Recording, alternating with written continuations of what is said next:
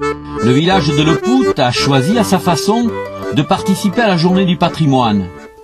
Dans la salle communale, une exposition dont les documents et objets provenaient des greniers de quelques vieilles familles poutaises.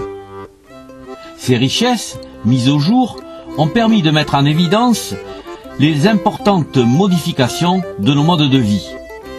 Dans les malles, quelques pépites aussi, comme ces documents d'une autre époque, ou presque.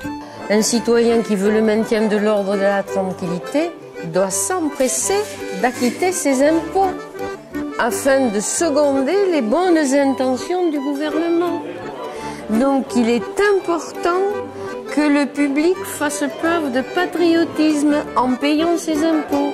Et c'était en 1848. Alors, c'est un document assez extraordinaire, mais il y en a un autre aussi. Il parle, oh là là, un décret du 4e jour de Germinal qui parle des mariages que peuvent contracter les filles ou femmes d'émigrés. On peut en effet parler d'actualité.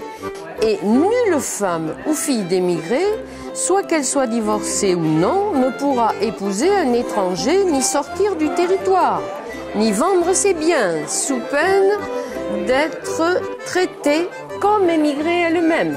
De nombreuses personnes ont fait le déplacement. Et comme Martine Gay, elles affichent fièrement leurs origines poutaises. Revivre un petit peu de cette façon-là, ça me fait vraiment très plaisir.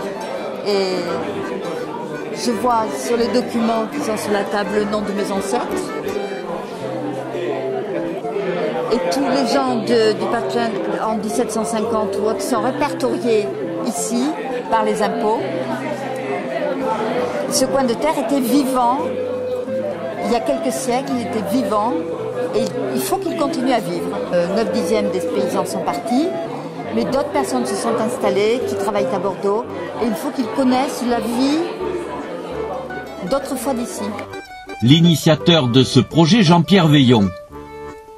Cet enfant du Pout entrevoit un bel avenir à un concept d'exposition qui dépasse déjà le simple cadre historique. C'est le patrimoine des greniers, mais c'est aussi donc la vie intime des familles, avec les bonheurs, les douleurs. Donc j'ai l'exemple de la jupe gitane, qui était quand même un petit chef-d'œuvre de patchwork, qui a été fait en 1930, par ma biaïeule pour ma mère. Elle devait lui offrir pour son anniversaire, donc c'est 16 ans. Son père est mort à ce moment-là des suites de la guerre, dont la jupe n'a jamais été portée. Or, cette jupe gitane, elle était inspirée de Carmen, de l'opéra qui avait un fort succès dans les années 20-30, et qui était décriée même par la grande bourgeoisie, puisque c'était quand même une femme libérée. Eh bien là, je la mets à l'honneur, non pas avec la biaïeule, mais avec l'époque, puisque Georges Bizet avait écrit l'opéra en grande partie à Libourne en 1871, la date de naissance de ma biaïeule.